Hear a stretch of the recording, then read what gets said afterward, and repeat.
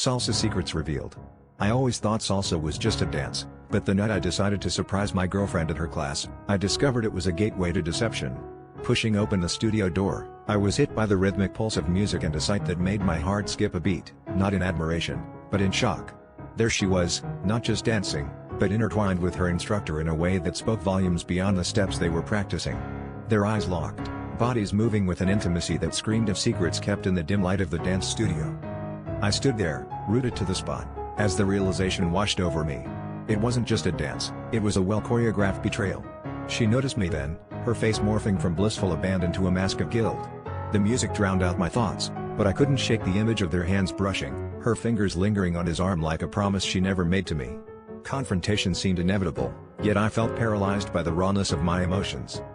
The confrontation was explosive, a clash of words and accusations that echoed off the studio walls. Her excuses tumbled out, each one more desperate than the last, but the truth was undeniable. My mind raced, trying to process how the hobby she'd picked up for exercise had become an excuse for something deeper, something more.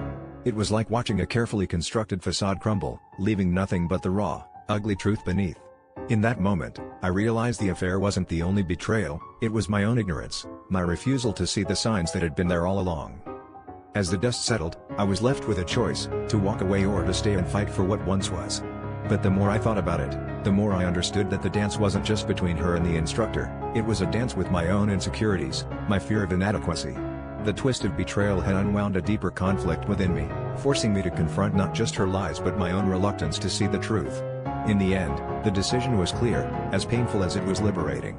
I turned away from the studio, leaving behind not just a relationship, but a part of myself that needed to change.